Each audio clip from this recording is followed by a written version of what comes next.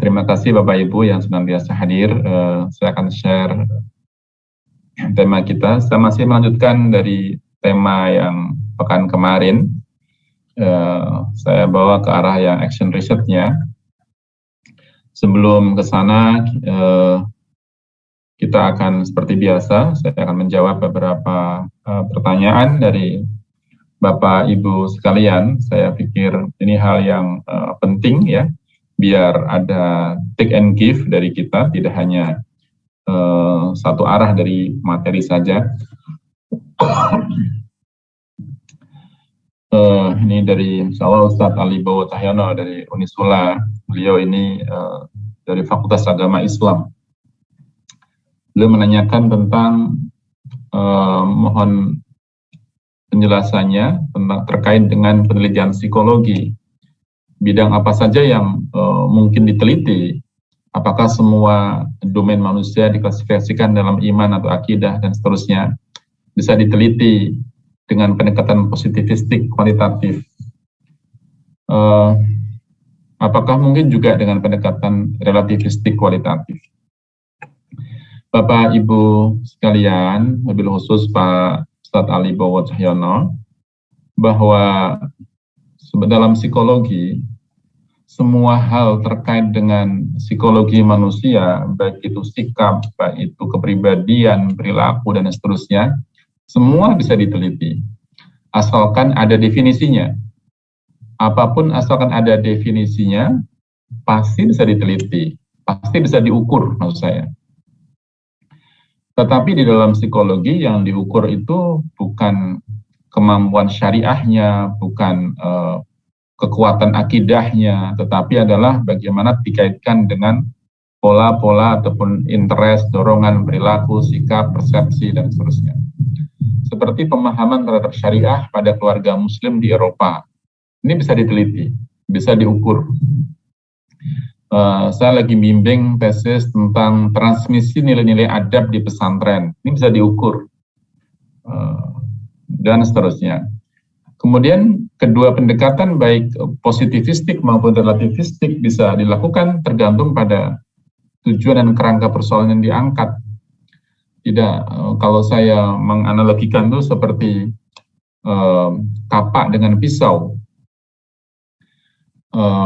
Kadang mahasiswa terjebak ketika ditanya besok skripsinya, tesisnya, disertasinya mau menggunakan pendekatan apa. Dia belum punya ide tentang risetnya apa, tapi sudah bisa menjawab. Besok saya mau menggunakan kualitatif. Kenapa? Karena saya tidak suka statistik. Besok saya mau menggunakan kuantitatif. Kenapa? Karena saya suka statistik. Ini jawaban yang salah. Jawaban yang benar apa? Jawabannya adalah tidak tahu. Kenapa? Karena nggak tahu yang diukur itu apa. Sama seperti kapak dengan gunting. Besok mau menggunakan, kerja mau menggunakan kapak apa menggunakan gunting? Orang nggak bisa menjawab, tergantung mau motong apa. Kalau mau motong kayu ya saya pakai kapak. Mau motong kertas saya pakai gunting. Nah, sama halnya dengan penelitian. Yang mau diteliti apa dulu? Yang diteliti itu adalah terkait dengan mengeksplorasi makna. Kita pakai kualitatif. Yang diteliti adalah dengan tujuan agar kita mendapatkan deskripsi tentang jumlah skor-skor tertentu, kita akan menggunakan kuantitatif. Tergantung kita yang mau teliti apa. Kemudian dari Pak Edison, dari 5 pola, 6 ya sebenarnya, pola islamisasi, mana yang paling tepat? Sebenarnya semua pola itu tepat, semua pola itu harus dihargai tetap saja. Dan pola yang paling awal, ya, pola similarisasi, menyamakan itu adalah pola yang sangat dasar. Orang nyebutnya dangkal. Tapi kalau saya, sekecil apapun usaha untuk melakukan islamisasi, ya harus kita hargai. Bagian dari ikhtiar seseorang untuk melakukan islamisasi ilmu pengetahuan. Semakin ke sana, semakin kompleks, semakin kompleks, semakin kompleks.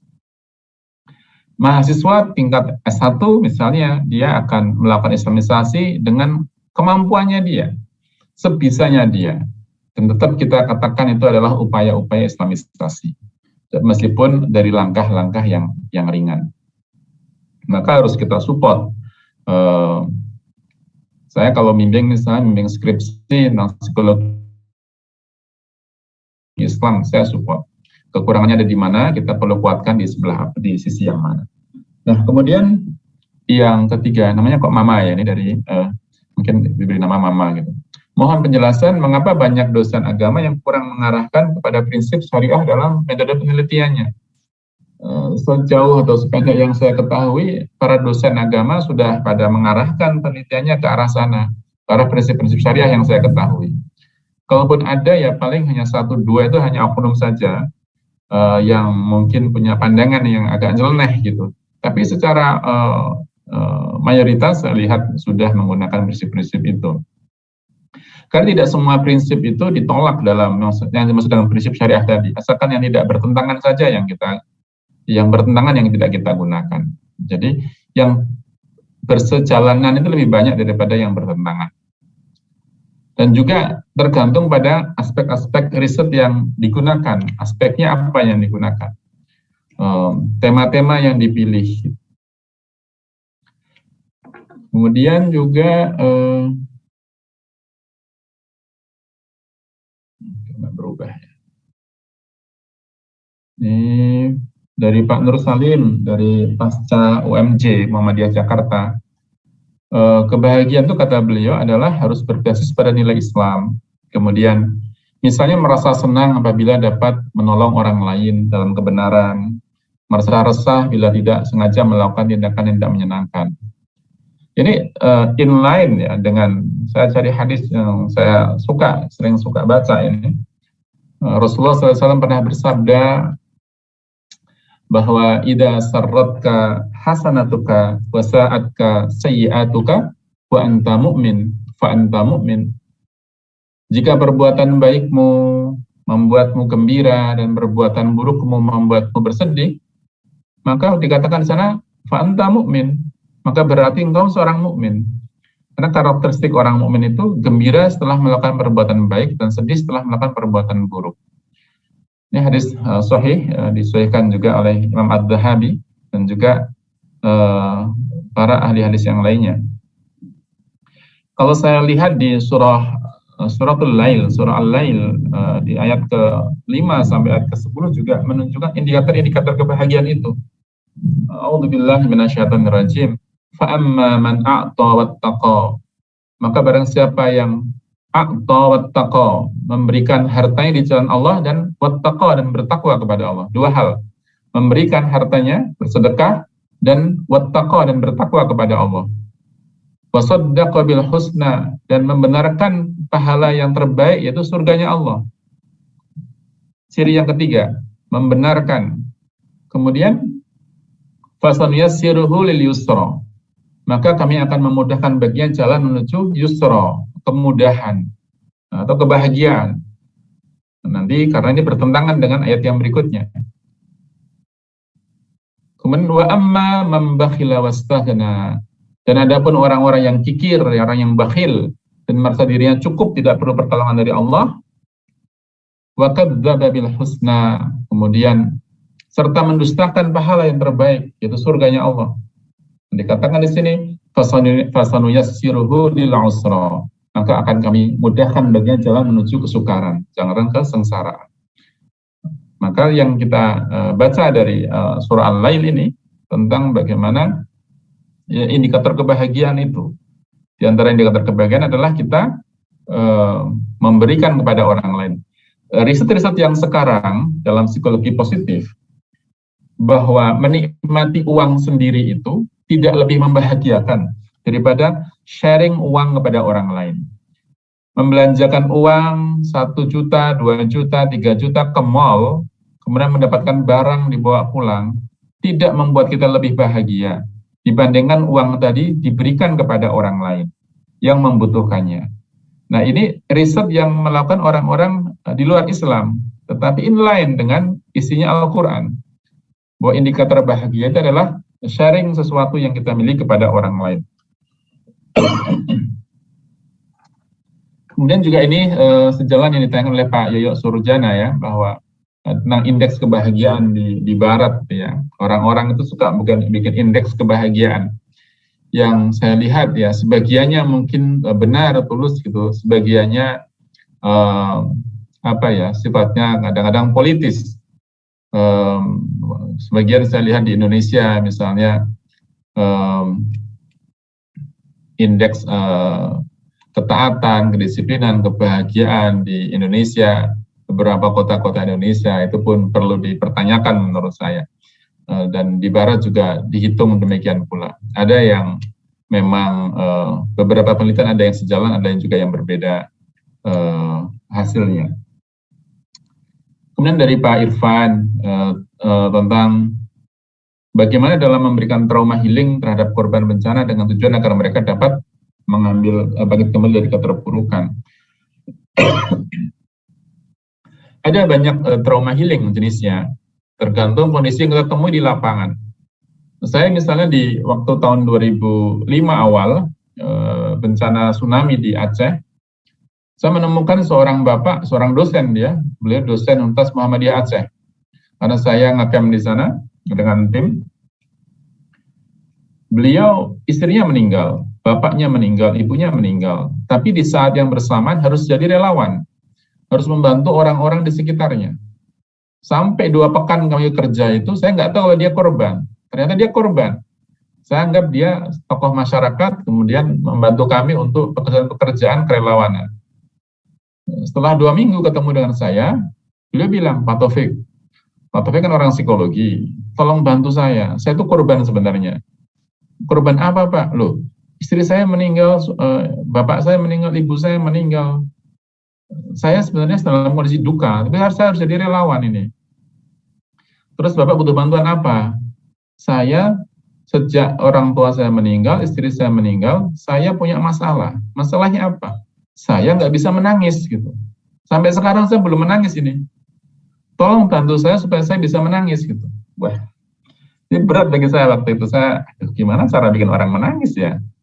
Kalau pukul pakai batu mungkin mudah untuk bikin menangis. Tapi ini bagaimana melakukan sesuatu, memberikan konseling, tapi bikin orang bisa menangis. Terus saya mulai dekati beliau, kita ajak bicara, lalu saya elus punggungnya pelan-pelan. Alhamdulillah berhasil. Dan beliau pun menangis gitu dan menangis dengan sangat lama gitu ya, dengan suara yang cukup keras. Dan beliau setelah itu baru selesai plong hatinya. Karena beliau itu hanya butuh menangis begitu di situ untuk mengurai persoalan-persoalannya. Ada yang korban kehilangan suami, 4 anak dan rumah, tapi ekspresinya bahagia. Apa kabar Ibu? Ya Alhamdulillah baik. Ibu sehat, Alhamdulillah. Ada keluarga ada yang meninggal Ibu? Oh ada, anak saya hilang 4. Sambil tersenyum-senyum. Suami gimana Bu? Suami saya juga sudah hilang juga, nggak tahu kemana. Rumah gimana Bu? Rumah saya ambruk gitu. Senyum-senyum terus. Saya menjadi bingung saya. Yang diceritakan kesedihan, kok dia tertawa-tawa. Beberapa mahasiswa yang saya ajak itu dia tertawa-tawa. Saya bilang, jangan ketawa, ini masalah serius ini. Ini saking sedihnya orang sampai nggak mampu mengekspresikan rasa dalam dirinya. Sehingga seharusnya sedih, dia ekspresinya tertawa. Padahal dalam pelajaran empati itu mampu merasakan apa yang orang lain rasakan. Saya sedang mencoba merasakan dia sedang bahagia, apakah sedang sedih sebenarnya orang itu. Tetapi apa yang ditampak secara zahirnya, tampaknya bahagia. Karena di antara indikator empati adalah kalau dia tersenyum, kita harus tersenyum. Dia menangis, kita harus terlihat sedih. Tapi ini kondisinya berbeda. Dia tampak bahagia, tetapi sebenarnya hatinya luka. Nah ini kondisi-kondisi yang di lapangan sering ketemu begitu. Konflik juga sama, konflik Madura Dayak, saya juga jadi relawan di sana di awal tahun 2000 itu. Yang diberi apa-apa, ekspresinya datar, tidak bisa menunjukkan kesedihan, tidak bisa menunjukkan kebahagiaan, datar mukanya. Karena kondisi melihat sendiri bagaimana keluarganya dibunuh oleh kelompok yang lain.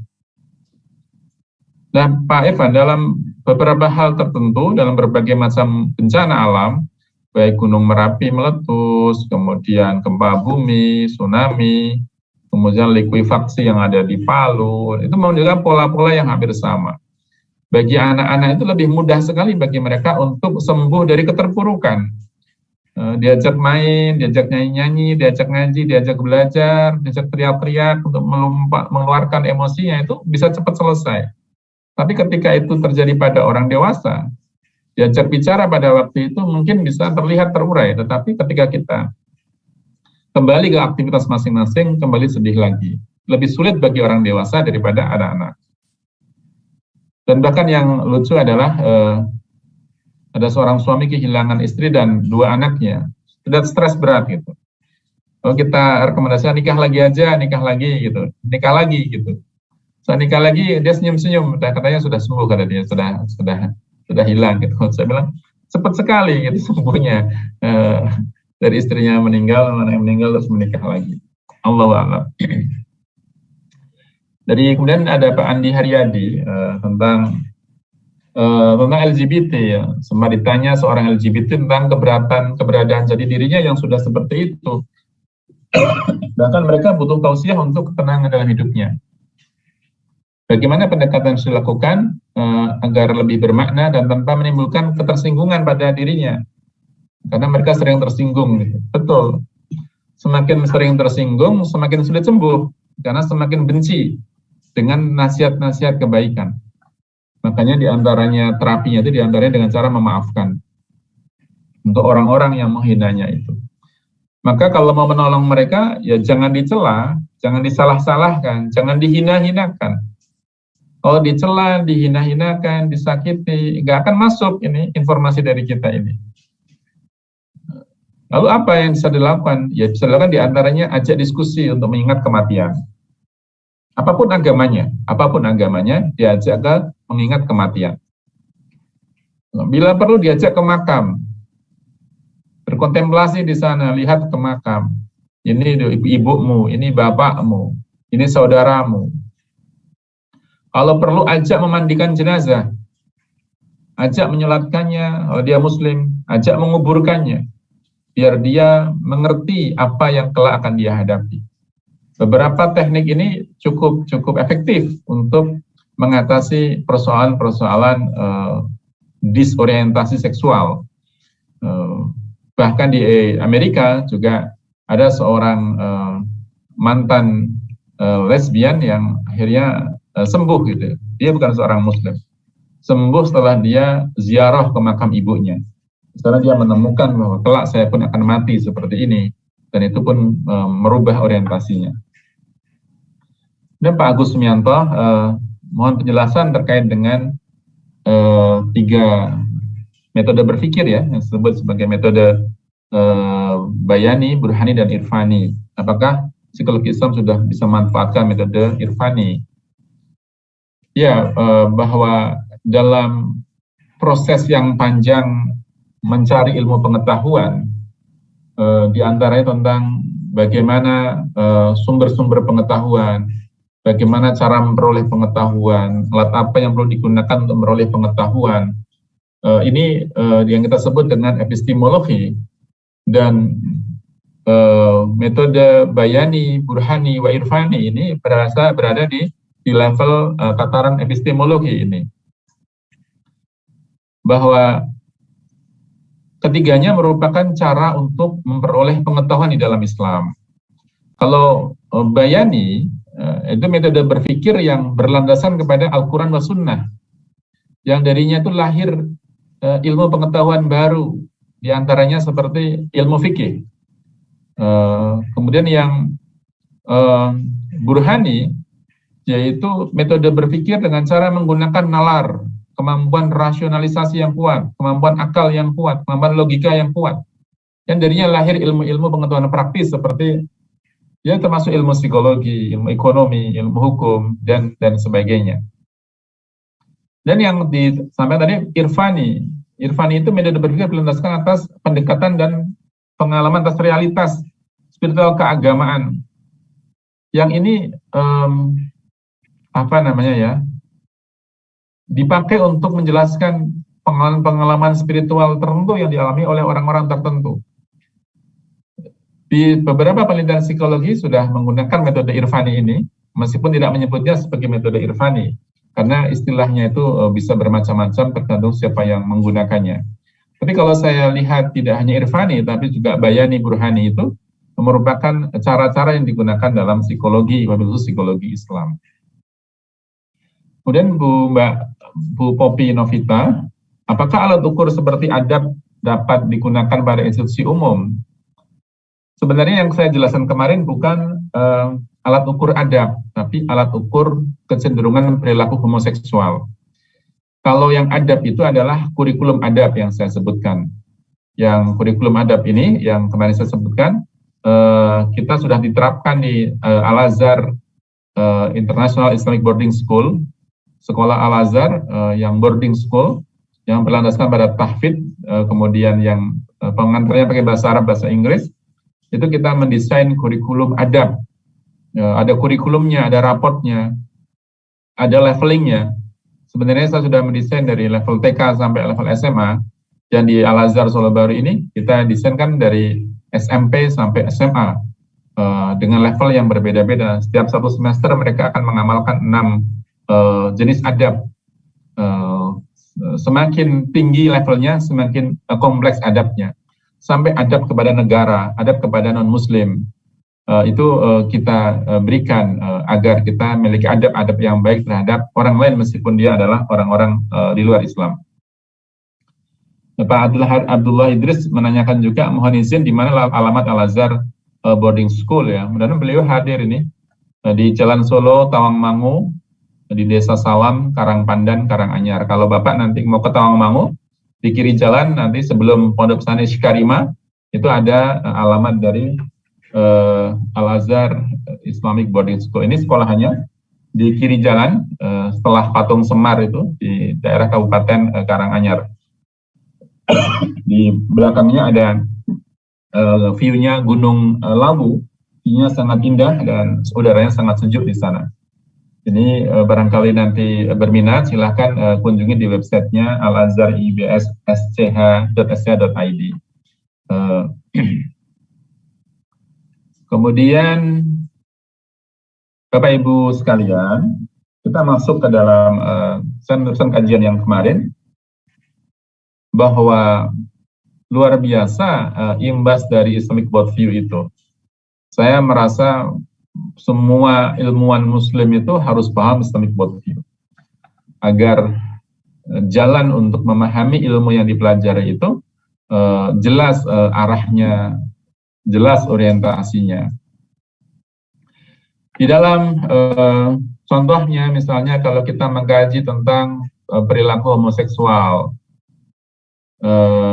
di dalam Al-Quran bertebaran ayat-ayat yang menunjukkan tentang perilaku kaumnya Nabi Lut. Di antaranya adalah surah Al-A'raf 80. Dan dikatakan, A'udzubillahi minasyaitonirrajim.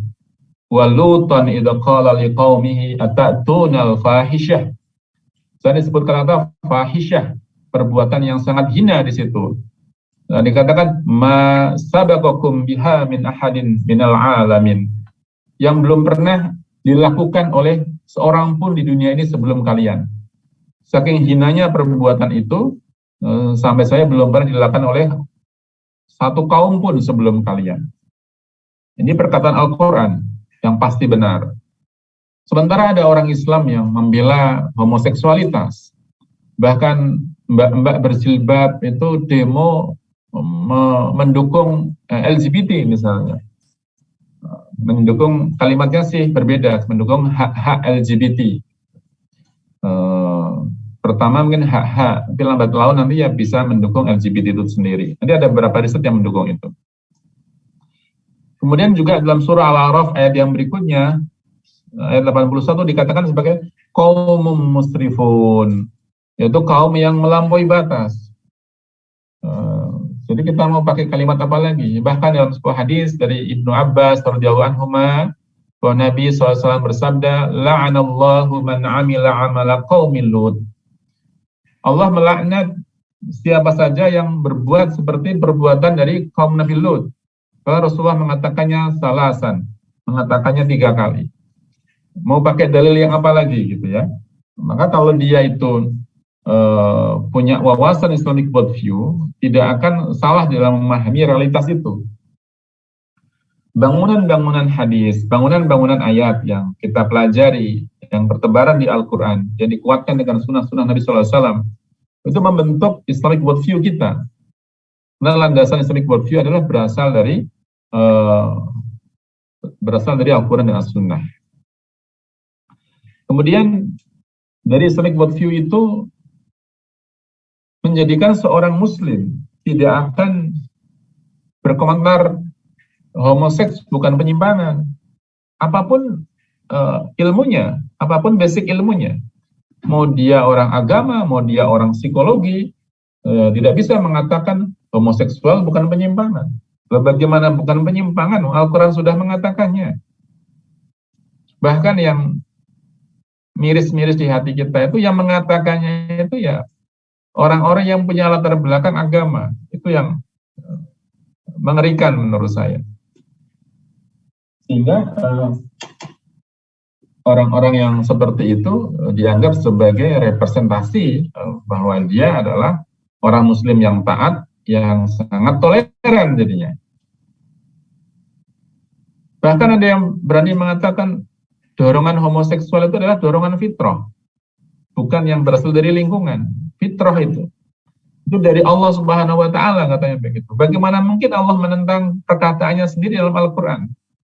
Satu hal Allah mengatakan bahwa kaum musrifun, maka Nabi mengatakan melaknat, Allah itu melaknat perbuatan tersebut. Bagaimana mungkin itu adalah fitrah?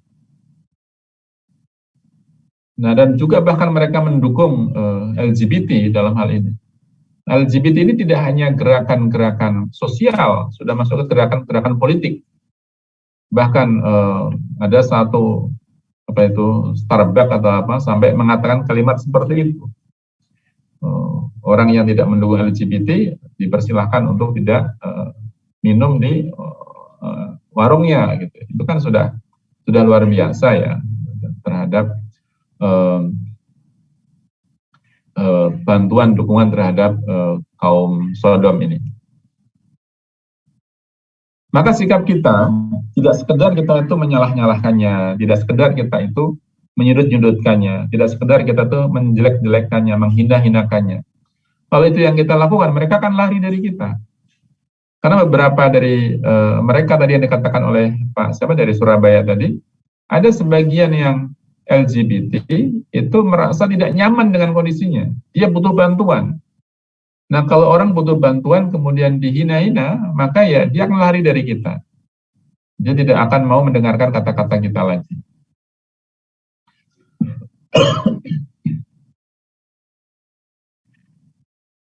Nah, kemudian di banyak buku-buku yang lucu ya menurut saya, unik gitu di situ. Disebutkan misalnya ada buku yang judulnya Can You Be Gay and Christian? Jadi dapatkah seseorang itu menjadi seorang gay dan orang Kristen bersama-sama? Ada lagi tulisan dari Matthew Finesse itu mengatakan God and the Gay Christian. Gitu. Bagaimana Tuhannya orang Kristen dengan orang gay itu seperti apa? Gitu. Dan itu dibantah sendiri oleh mereka tentang God and the Gay Christian respond to Matthew Finesse. Yang ini tentunya mereka berbeda pendapat. Jadi ada lagi being gay, being Christian. Ada gay on God's campus. Ini God campus maksudnya adalah Christian college and universities. Dan pertanyaan yang sama ditanyakan kepada orang Islam.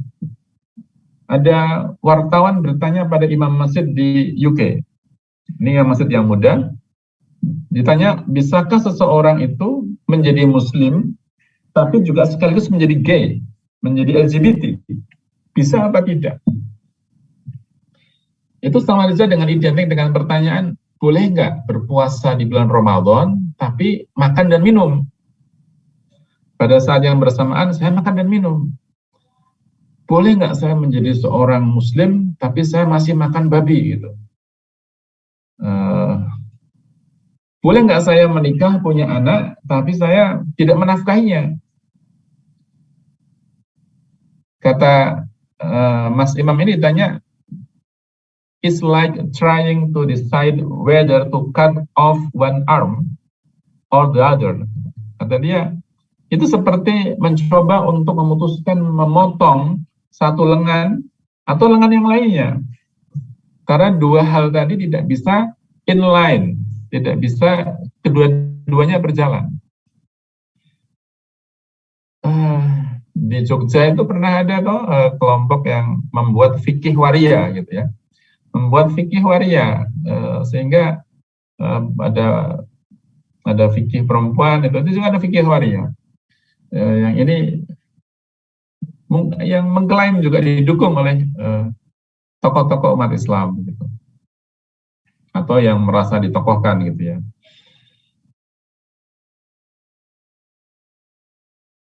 Mungkin di agama lain bisa ya, orang menjadi gay, menjadi LGBT, tapi dia meluk agama yang taat gitu. Nah, di Islam tidak bisa hal semacam itu dilakukan karena yang satu itu menafikan yang lainnya. Bapak Ibu sekalian, maka kita perlu do something. Kita perlu melakukan sesuatu, tidak hanya kita pintar menolaknya, membencinya, tidak menyukainya. We do something. Di antaranya mencari hasil-hasil riset atau melakukan riset sendiri. Di antara yang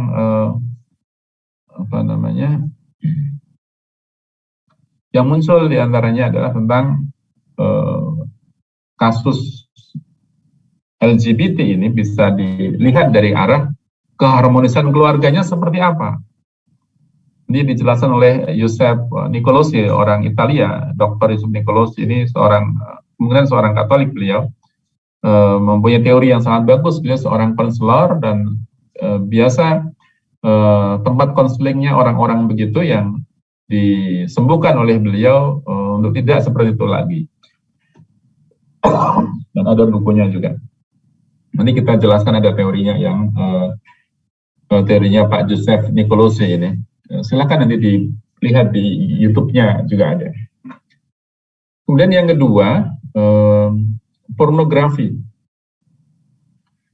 Ternyata bahwa menonton pornografi tentang homoseksualitas itu berdampak kepada penerimaan dan moral individu. Pertama orang menonton itu tidak menonton video homoseksualitas, menontonnya video porno secara umum. Kemudian lambat laun dia akan ada kebosanan. Orang yang biasa nonton video porno, maka dia akan mudah melakukan penerimaan terhadap perilaku itu. Melihat bahwa interaksi suami istri itu sekedar sangat pragmatis. Melihat hubungan laki-laki perempuan itu sangat pragmatis. Urusannya adalah urusan seksualitas. Padahal urusan suami istri tidak hanya urusan seksualitas. Tapi karena setiap hari yang ditonton adalah video porno, seakan-akan laki-laki dan perempuan itu hubungannya tidak ada lain kecuali masalah seksualitas. Jadi sangat pragmatis. Yang lama-lama akan ada ibahah di sana, ada penerimaan. Dan itu mencerminkan moral individu. Yang tadinya menolak menjadi menerima. Bahkan lambat laun dapat berubah orientasi seksualnya. Pada tayangan-tayangan yang homoseksual, video porno yang homoseksual, lambat laun akan bisa merubah orientasi seksualnya. Yang dulunya menolak, menonton terus-menerus, lama-lama menjadi suka. Dan bahkan lama-lama itu akan merubah cara pandangnya dia, cara berpikirnya dia. Bahkan bisa merubah orientasinya dia untuk menyukai sejenis. Ini di dalam jurnalnya Paul G. Wright and Soyong Bae gitu ya, dijelaskan tentang hal semacam itu. Ini bahasa saya ya, vampire effect ya, vampire effect gitu, efek vampir. Kita semua tahu vampir itu adalah ya setan dari barat sana yang ketika menggigit leher korbannya, maka korban akan menjadi vampir juga. Ini saya baca di dalam tulisannya Stephen Brady itu tentang bagaimana tahapan ketika orang menjadi korban dia nanti akan menjadi pelaku di kemudian hari. Yang saya sebut sebagai perubahan pola dari maf'ul menjadi fa'il, dari objek menjadi subjek. Yang ini banyak buktinya terjadi di lingkungan pesantren juga terjadi. Juga lingkungan sekolahan juga terjadi. Di lingkungan masyarakat juga terjadi. Korban-korban itu pada satu sisi, pada awalnya mereka menolak, mereka membenci, mereka jijik gitu. Tapi lambat laun mereka dari menjadi benci tadi itu menjadi rasa ingin tahu di situ.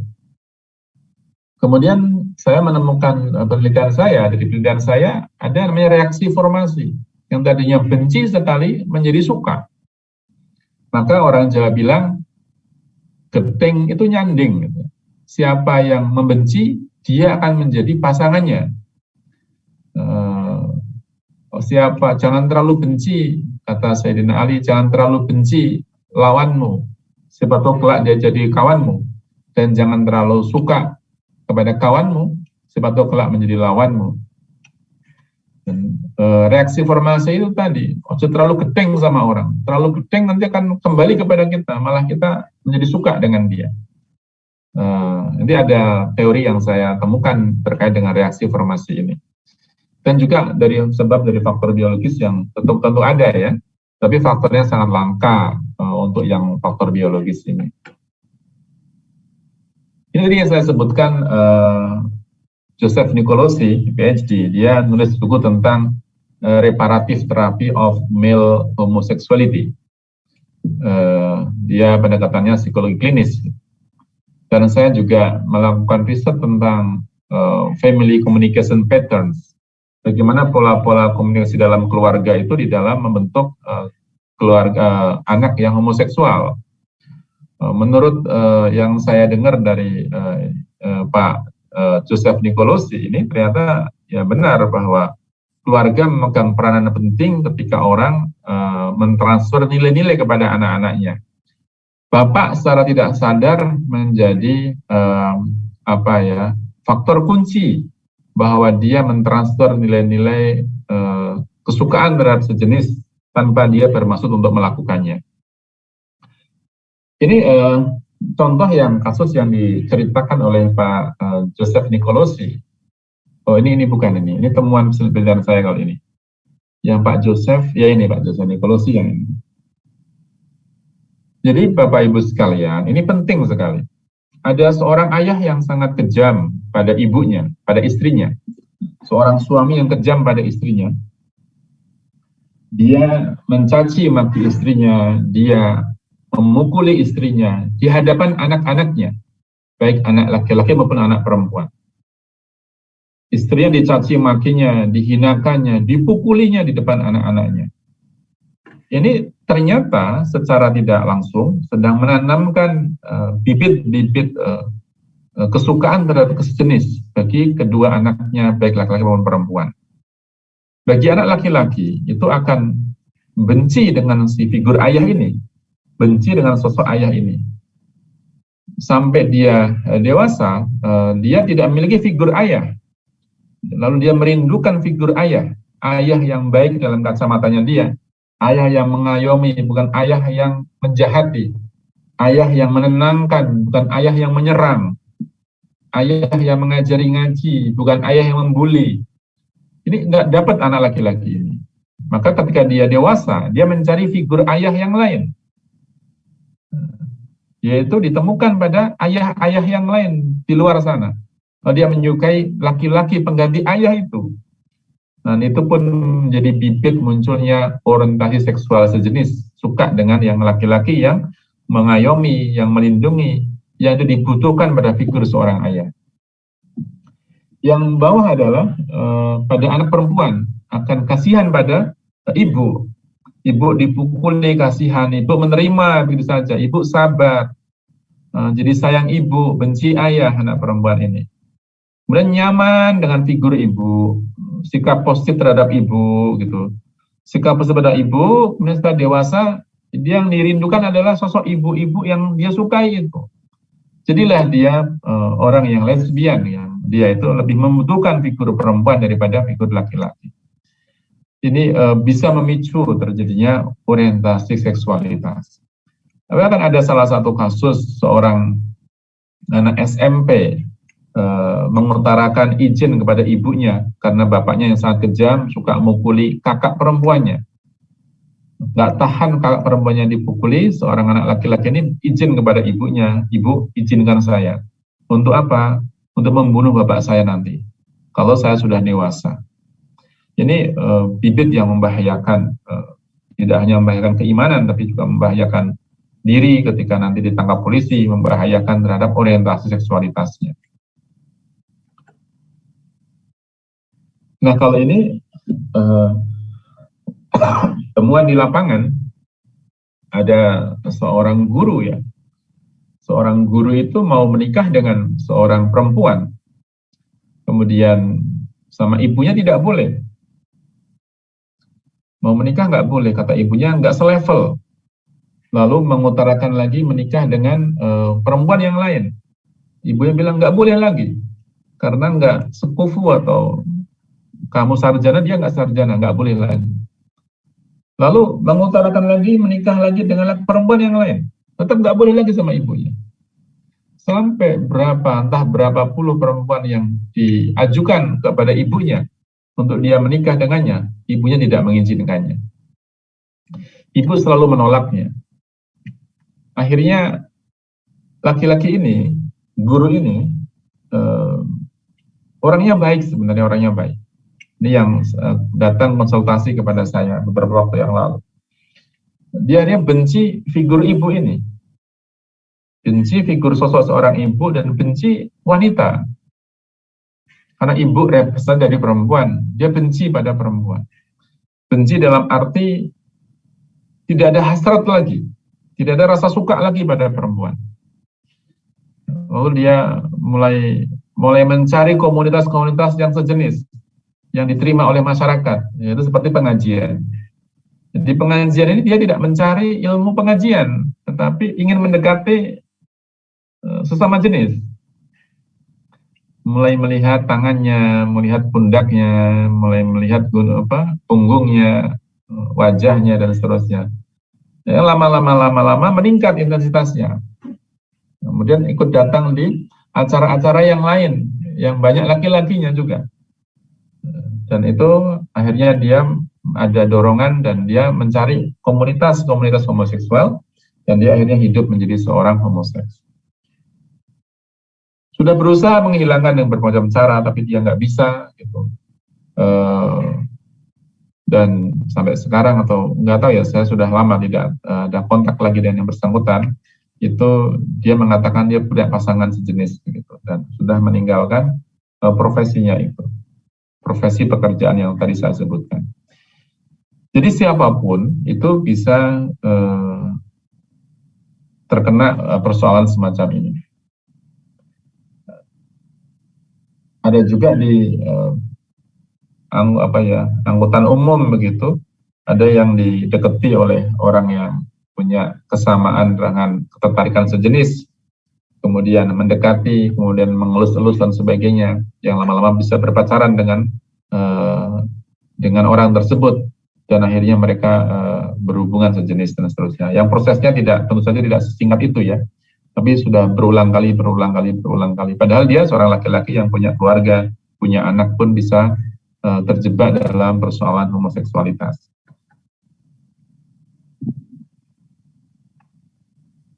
Ya, kemudian kalau dalam penelitian yang saya temukan dari Giuseppe Maria ini menarik juga di sini. Jadi ternyata ada gay yang sebenarnya mereka menolak dengan hasratnya, orientasinya, dan ingin kembali ke jalan yang benar, tetapi tidak tahu caranya. Dia merasa tadi yang disebutkan bahwa ketika dia ingin kembali seperti semula, itu ditolak oleh lingkungannya. Mau minta nasihat, malah dicemoohnya, malah dihinakannya, sehingga dia akhirnya menarik diri lagi. dia menyadari bahwa dia tidak benar, yang dilakukan tidak benar, dia menyadari pada hasil penelitian ini ya. Tetapi nggak ngerti bagaimana cara untuk keluar. Atau dia bertemu dengan orang yang salah untuk meminta nasihat. Ini yang penelitian yang para coklat ini adalah yang pornography consumption and attitude toward homosexuality. Jadi nonton film pornografi tadi saya sebutkan itu ternyata bisa memicu homoseksualitas. Karena tadi kita yang biasa, misalnya kita tentang pelacuran, ya kita benci dengan perilaku-perilaku itu. Tetapi kalau misalnya rajin datang ke sana dengan alasan apapun, alasan penelitian, alasan pengabdian, alasan apa, lama-lama kita akan menerima juga menjadi bagian yang ya kasihan juga, ya dan sebagainya. Nah, penerimaan ini bisa menjadi bibit-bibit awal bagi kita untuk merasa menjadi bagian daripada itu. Ini tadi yang saya sebut dengan reaksi formasi tadi, perubahan dari yang vampir tadi digigit kemudian berubah menjadi pelaku itu. Kalau di sekolahan itu biasanya korban itu adalah yang semester 1, yang paling kecil, masih kecil. Kemudian kalau sudah besar pelakunya adalah yang senior. Kalau dia jadi senior dia baru akan menjadi pelaku. Ini kalau di komunitas-komunitas yang sama. Bapak Ibu sekalian, mengapa hasil riset yang diambil yang sejalan dengan Al-Quran, kok yang tidak sejalan kok nggak diambil? Jadi saya ambil yang saya gunakan adalah yang mendukung apa yang disebut dalam Al-Quran. Yang tidak mendukung ya nggak saya gunakan. Mengapa demikian? Berarti nggak fair dong. Inilah Islamic worldview. Karena meteran, parameter, ukurannya, barometernya kebenaran itu kan Al-Quran dan As-Sunnah. Sesuatu yang sejalan dengan Al-Quran berarti bisa divalidasi. Validatornya itu Al-Quran dan As-Sunnah itu. Wah, ini sesuai dengan Al-Quran ini. Penjelasannya masuk akal di sini gini. Sejalan dengan Al-Quran, berarti ini benar. Loh, ini kok malah bertentangan. Ini Quran ngomong apa, ini kok ngomongnya kemana? Ini kita nggak perlu gunakan lagi. Karena Al-Quran itu pasti benar, hasil riset manusia itu belum tentu benar. Seperti dalam ayat surah Al-Baqarah ya. Walan tardo angkal Yahud, walan nasoro hatta tattabi'a millatahum. Ayat ini dikatakan sebagai ini ayat penuh prasangka ini. Ayat ini perlu diamandemen nih, bahaya nih. Ini ada yang mengatakan seperti itu. Padahal kita tadi Al-Quran itu pasti benar, pikiran manusia, hasil penelitian belum tentu benar. Masa berani mengamandemen Al-Quran gitu? Hanya berdasarkan ketemu nalar atau hasil penelitian. Bapak Ibu sekalian, sekalipun penelitian psikologi dengan pemahaman Islamic worldview itu akan membuat kita lebih sensitif terhadap tema-tema yang kita lakukan, tema-tema yang kita gunakan. Kita nggak sembarangan melakukan riset, nggak sembarangan kita itu merekomendasikan buku, nggak sembarangan kita mengajar kepada mahasiswa kita. Sementara di sisi lain perlu diperhatikan ini bagaimana Islam bicara tentang masalah itu. Kemudian fenomena di komunitas. Maka untuk mengatasi persoalan yang berbasis komunitas perlu dilakukan langkah-langkah strategis. Di antaranya yang saya sering lakukan adalah saya melakukan pelatihan pada tim. Karena nggak mungkin sanggup kalau saya misalnya membantu melakukan itu, nggak mungkin sanggup. Karena jumlahnya cukup besar. Maka timnya saja. Di komunitas sekolahan misalnya, ya guru-gurunya diberikan pelatihan. Di antara yang pelatihannya adalah isinya pertama membentengi diri dan keluarga dulu. Membentengi siapa? Keluarganya guru dulu. Jangan-jangan kita mau menolong orang lain, malah dirinya kena di situ. Kemudian yang kedua, memberikan materi tentang identifikasi perilaku berbasis pengukuran. Jadi mengidentifikasi seseorang. kita jangan mudah menjudge seorang itu begini tanpa kita memiliki ilmunya. Maka gunakan alat ukurnya bisa untuk mengetahui kondisi-kondisi tersebut. Kemudian kita melakukan mengajarkan tentang cara melakukan konseling. Konselingnya seperti apa bentuknya? Lalu setelah dikonseling, perlu dilakukan intervensi spiritual dengan pendekatan spiritual. Yang ini sifatnya saya sebut spiritual biar umum saja ya. Di antaranya tadi saya sebutkan di depan, diajak untuk mengingat kematian, bermain ke makam, kemudian memandikan jenazah dan seterusnya. Ini bisa mengingatkan orang untuk kembali taat kepada Allah Subhanahu wa taala.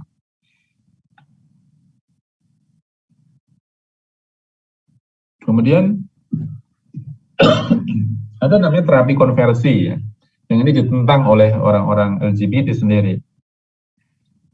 Karena terapi konversi ini dianggap terlalu kejam gitu, karena memang bermacam-macam bentuknya terapi konversi ini. Tujuannya untuk apa? Untuk mengembalikan dari orientasi homo ke hetero. Nah, baik intervensi psikis, fisik maupun spiritual. Yang fisik ini yang dianggap terlalu tidak manusiawi, ada yang mengatakan demikian. Dan perlu kita berikan terapi seperti intervensi psikologis. Itu apa? Untuk merubah cara berpikirnya. Bagaimana mungkin Anda berpikir bahwa homoseksualitas itu adalah bagian daripada Islam? Nah, kita ajak diskusi agar dipahamkan apa yang sebenarnya sedang terjadi pada dirinya. Yang kedua, pembiasaan berbusana pada anak-anak misalnya.